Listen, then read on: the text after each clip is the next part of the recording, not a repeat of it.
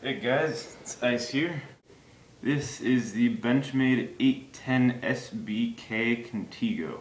This was $178 off Amazon. If you were to buy it from Benchmade, it would be $210. I'll go ahead and get through the stats here first, and then I'll get into my opinion on this, my experience. The blade length is 3.98 inches. Hard to tell what part they're measuring that by, because I don't know if you can see here very well. From the cutting edge right there, it's not even 3.75, but from the base it's almost 4, but not quite 9.8, and from the back here it's way past 4. So I don't know where they got that measurement, but basically it's just a 4-inch blade. The blade thickness is 0.156 inches. I'll talk about that later. The handle thickness is 0.550 inches. Blade steel is CPM M4. The Rockwell hardness is 62 to 64, which is incredible. The blade design is a reverse tanto, designed by Osborne Designs. The weight is 5.92 ounces, which is fairly heavy for an EDC knife. This is really EDC / tactical, but I prefer a heavier knife, usually. The pocket clip is tip up carry, and it is reversible. There's holes in both sides, and you just take that out with a hex wrench. The locking mechanism is the axis lock right here, and the overall length is 9.28 inches. The closed length is 5.30 inches. Handles are textured G10 with full steel liners. There's 5 jimping areas along the blade. I'll talk about that later as well. Or along the handle, I mean. It has a carbide blast breaker on the tip right here.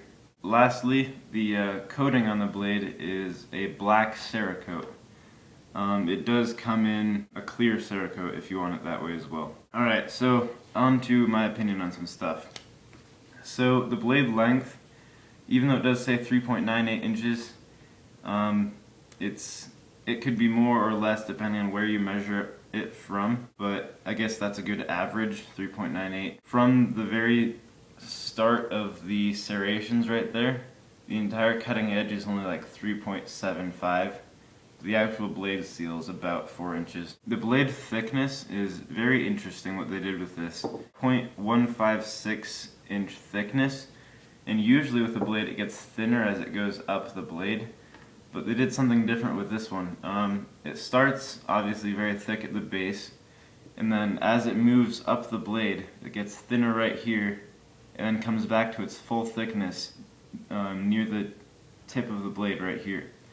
And I love what they did with that, because what that does is, number one, it strengthens the tip, so you can use this, like, if you really needed to, you could use this as, like, you know, a screwdriver or something to like pry things with, something like that. It's a very strong tip because of that.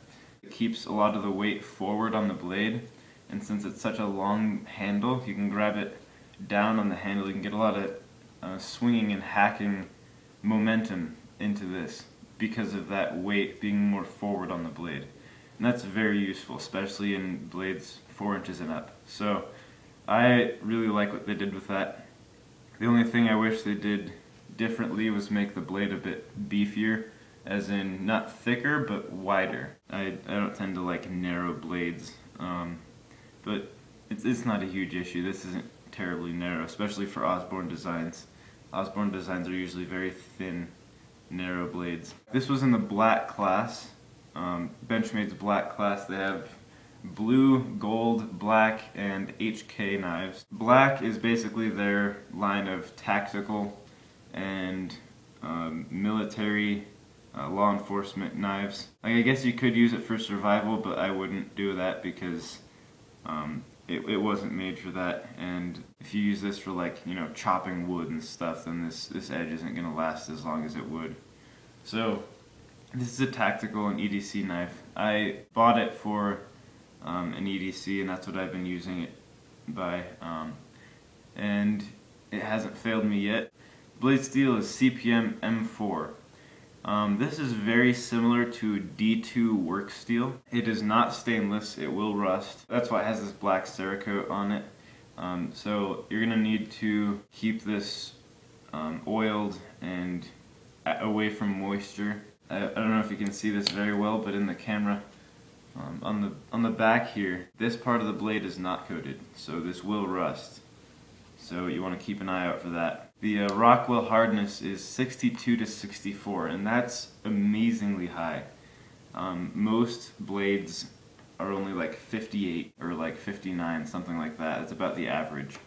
And 64 HRC is incredible. That kind of sketched me out at first, simply because a blade with that high Rockwell hardness is going to be very brittle, but I found, because of the thickness of the blade being so far up, it's really not that much of an issue. I've yet to see any problems with it. With 64 HRC, there might be problems to come. So I might do a review update on this as well later on. Now the reverse Tonto is a very interesting choice for the design. I'll go through a bit of blade design logic here with you. This might be a long review, but I think it's worth it. So basically, in a knife, the main purpose is our stabbing and slashing. Those are the two main functions of a knife. For stabbing, to puncture through materials, you need a centered point. So a lot of the blades, like if you look at stilettos and stuff from like the 60s and stuff like that, and like switchblades and stuff like that, those were mainly meant for stabbing and puncture wounds. So they would have just a spear point that comes all the way to the tip, and it would have a centered point. The problem with that is that it kept all the weight around the base of the handle, and you couldn't get any momentum for hacking or slashing. So it was kind of a trade-off. Like if you want something for hacking and slashing, you have like a Bowie knife, where there's a big belly and there's a lot of weight forward. And if you want something for stabbing, then you just have like a Spyderco, where it's just like this triangle. The American Tonto design is basically the compromise of that. A Tonto, the idea behind it is to keep a centered point, but also keep the weight of the blade forward. And in my experience, it does it very well. The issue people have with Tontos is that it's hard to sharpen because there's a corner there with most Tontos. For example, this is an American style Tonto. You can see that corner there. It becomes very hard to sharpen because you're essentially sharpening two blades. Some people don't like that, some people love it because you can use this as like a utility knife. Basically with the reverse Tonto, what they've done is they keep that corner on the other side and then have a Bowie style belly right here. So it's just one blade to sharpen. You don't have to worry about going around a corner. But it still has that Tonto design. So it keeps the weight forward. That's good for hacking and slashing. It has a Tonto design, so that's extremely functional for puncturing. And it has one continuous blade edge, which is extremely easy to sharpen. So with the reverse Tonto, you really have the complete package of what a blade is meant to be and is meant to be used for.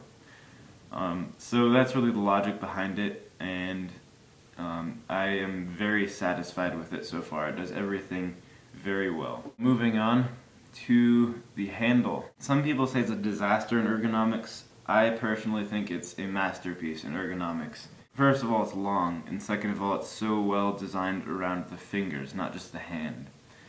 On the back here, it's got a sort of like a belly to fill out the hand. And on the front here, it has this very exaggerated groove, another indent, and then down to the tip. So what they did here was, no matter how you grab this knife, pretty much, no matter how you grab it, your fingers will always land completely planted where they are. if you grab it in a front grip, first two fingers are going to go around into this indent right here, which is going to give a very good grip on it from not sliding forward, so this acts as a finger guard without actually having to come too far up. So that's very nice because it doesn't get in the way, but it still acts as a finger guard. So your two fingers are right here, and your ring and pinky finger come around this indent right here. And it fits very well in the hand. The back fills out the palm, and this sticks out just far enough that you can use this as a window breaker still, and this comes out enough that it's still a finger guard. It's very, very effective and well thought out handle design. Even if you grab it by the back here, your pinky and ring finger are going to go into that big groove there, and your middle and index finger are going to come into that higher indent right there. And it's just as firm of a grip. The belly still fills out the palm. If you were to grab it like this, it's not, you know, uncomfortable, or it's not like you can't use this knife when you're grabbing it like this. But pretty much no matter what, if your fingers are on this side, it's a fantastic grip. The handles are made of G10, textured G10. I originally was not a fan of G10 just because, frankly, it's a plastic, and I do not like plastics no matter what. I prefer Zytel simply because it's glass, nylon-filled glass. It's harder, it's more durable. I've been very, very impressed with this G10. I don't know what kind of pattern they used on this, but it's extremely grippy on the top here.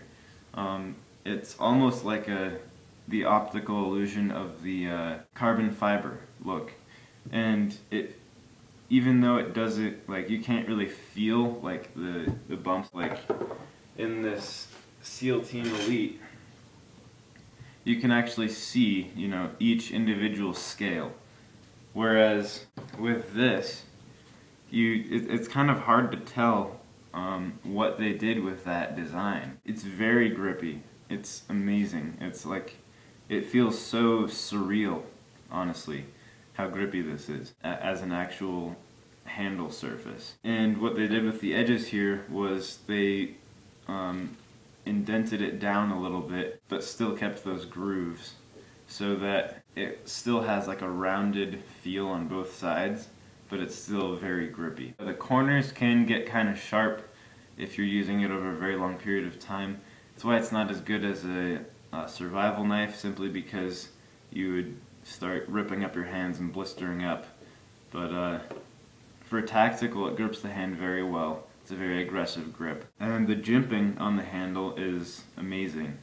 On the front side of the handle, there's 3 jimping spots and 2 on the back. Overall, that's 60 individual jimps, if you could call them that, just individual bumps for jimping. So that includes right here on the spine of the handle. It's very, very effective. There's jimping on both sides from the steel liners. There's jimping right here on the glass breaker weight to get a good grip on the palm if you're going to be using that for glass breaking. There's also jimping right here on the end of the higher indent. Then there's jimping on both sides of the more exaggerated indent. So this handle is just covered in jimping, along with this very grippy pattern of the G10. I'm going to say this is a masterpiece of ergonomics. They've done very well with this handle. The pocket clip is tip up carry, and it is reversible. Now let's move on to the locking mechanism. The locking mechanism is called the axis lock. This blade does come out very fast. Since it is a tip up carry, I tend to like to tighten up this bolt, because if it comes open in your pocket, it's not going to be pretty. The axis lock, the spring, actually helps keep this in. If it comes out to a certain point, it always comes back in because of that lock. Like right there is about the breaking point. But that doesn't hinder its ability to come out fast. And what I like about the placement of this axis lock is that it is very far forward on the handle, so that no matter how you grip it, you're never going to be accessing or engaging that lock, whereas with something like a liner lock, frame lock, some other placements of axis or arc locks, even back locks, there's always that chance that you're going to engage that lock while you're using it and the blade could close on you. And that's never good, especially with a very sharp blade like this one. So I love that placement because it's very safe, it's out of the way, but it's in just the right place where you can access it very quickly. And I love that with the axis lock you can close it so easily. You can just pull that down, keep your fingers out of the way, and just flip it down. And there's a bar back here that stops it from going any further before the blade hits this breaker steel right there. Unlike this cheap Smith & Wesson, which basically just smashes into the glass breaker right there and dulls the blade, this keeps it out of the way. It doesn't harm the blade when you close it, no matter how hard you do, which is very, very useful. The carbide glass breaker on the end, there's a bunch of different reasons why they did carbide instead of steel. Believe it or not, I actually prefer something like this glass breaker, just because it's a very obtuse angle, so you know it's not going to break. But it still comes to a point that you can use as a glass breaker. Plus, when it's steel, it adds to the weight, so it's heavier, and you can get a better hit in. But with the carbide glass breaker, it's a smaller point, so it's harder to get it directly onto that point. It could be hitting on the side of the blade handle rather than on the glass breaker. And also, since it's not part of the breaker steel, if you use it for other things other than just glass breaking, it could break off. The logic behind this is that you can just replace a carbide glass breaker, whereas if it were part of the breaker steel, then if it breaks off, you're screwed. But if you make it an obtuse angle like on the Smith & Wesson, then it's not going to break off. Like it's just not going to. You can count on that. So I don't like their decision to do that, but another reason is that it's more obscure. It's not as obvious since it is like one of the only things sticking out of your pocket. I'm sure it's very capable at what it's doing. I have tested the Smith & Wesson glass breaker. I have not tested this one yet, but I'm sure they're very similar in their abilities.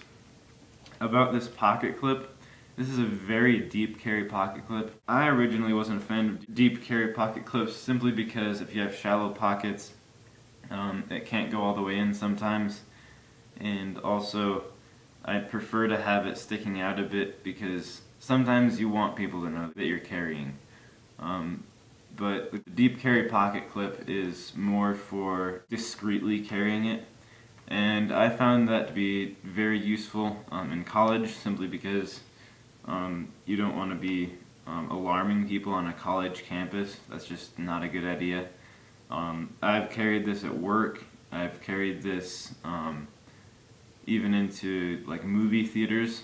Now that they're very paranoid about weapons in movie theaters, even though they're on the watch for this kind of stuff, with a deep carry pocket clip, they never know because it's so discreet.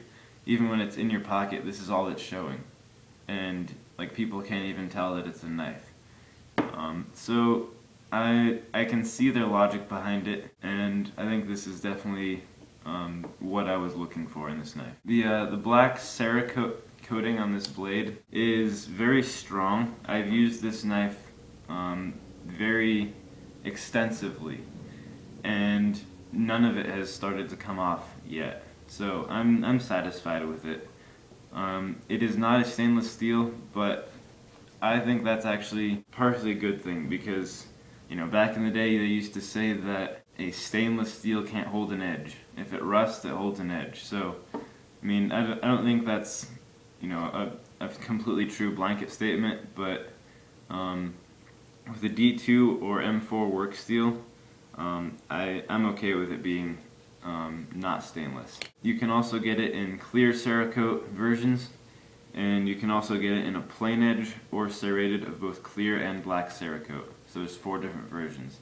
This is the SBK, which stands for black and serrated. The 810 is the product code. In Contego, in Latin means shield or protect. I wasn't a huge fan of that name simply because people think of Contego in as the Spanish word first.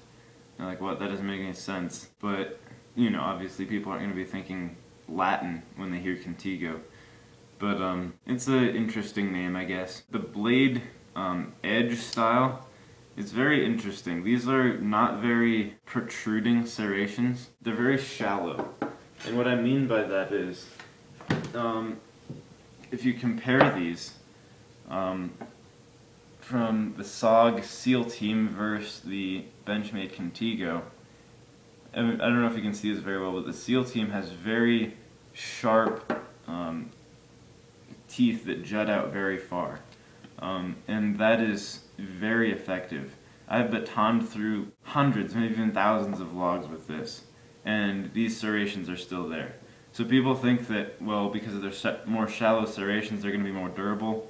I don't believe it, because these are some of the most forward serrations I've ever seen, and after all that hard use, they're still there and they're still the sharpest part of the blade. So I don't like their decision to make those serrations so shallow, but at least it's serrated. I always want to have my EDCs serrated because serrated blade is going to last so much longer than a plain edge. After all this use, I've actually started to see this edge wear down, like curl a little bit, and since it is a work steel, it's a bit harder to straighten up. But with the serrations, I've used this far more than the plain edge, and they're still not even showing the beginning signs of wear. So I always prefer serrations because the more aggressive, the more durable, and you don't have to sharpen them practically ever. So there you go. Another thing that's very interesting, I don't know if you can see it very well, but with pretty much every other blade, the tip of the teeth of the serrations is even with the plain edge of the rest of the knife. That's not true about the Contego. The serrations are actually indented a little bit into the blade. At first I didn't really know why they did that. I usually preferred the teeth that stuck out more because then they're more likely to grab things. But I soon realized their logic behind having the serrations indented, and that is that when you have a blade for a very long time, like this one, I've had this blade for 8 years, and I've put a new edge on it dozens of times. And if you can see it, I don't think you can, but I just put a new edge on this yesterday actually. The edge of the plain edge, this has actually come down quite a bit because of all the metal that has been removed. So it's reducing the width and size of the blade, and so now the serrations are sticking out farther than the plain edge because this has been sharpened so much. So when you have a blade for that long, and you have to sharpen it down so many times, that's the reason they made this plain edge come out farther than the serrations. Because you're not going to have to sharpen the serrations practically ever. But with the plain edge, when you put a new edge on it, each time it removes more steel. And it's going to be coming down the blade more. So with this, you can have this for a good 20 years before this even gets even with the serrations, which is really nice. So after further review, I agree with their decision to do that. Because with the quality of this knife, I know I'm going to be using this for a very long time. So it's good to know that that plain edge isn't going to be compromised by the serrations anytime soon. This bolt is very sensitive, which is a good thing, because you can tighten this down to the point where you literally have to just like pry it open, and you can loosen it up to where you can just like fling it out like a butterfly knife, just in like a couple turns. And I have a bunch of other knives that aren't nearly that sensitive of their hinge bolts, but this one is, and I really like that because it's very easy to customize the secureness of your knife. So I definitely agree with their decision to do that. Another thing is, this is one of the sharpest knives. I think this is probably the sharpest knife I've ever used. It's incredible. It's like a lightsaber. I've been using it at work for like nylon straps and like cardboard boxes, just, you know, dinky things like that. But going through that kind of stuff, there's literally no resistance. It's amazing what this thing can do. It's a very acute blade angle, about 20 degrees or less on either side. The work steel keeps the blade from curling over very easily because it's a tactical knife that can make it a sharper angle. And same with those serrations. They're very, very fine serrations. So on the back here, it's got Osborne Designs. I don't know if you can see this very well. It also says CPM M4, labeled the blade steel right there. And then it has the Benchmade logo on the front, and USA, and 810, the product code. I am very impressed with Osborne Designs. Usually Osborne Designs are much narrower blades, but this is probably my favorite EDC so far. It's incredible. The handle design is genius. It's amazing. An absolute masterpiece. Everything from the handle pattern, it's like an optical illusion practically. And it's so supernaturally grippy. I know it sounds exaggerated, but it's amazing. You gotta get one of these. It's got jimping all over the edge of the handle. It looks sick, not to mention that. The blade as well, it's got, you know, Bowie style belly. It's got a reverse tanto, so you still have that centered point for stabbing, the weight forward for slashing, and the Bowie style curved blade for sharpening. And 64 HRC hardness is like supernatural. It's incredible. I've never seen anything near that.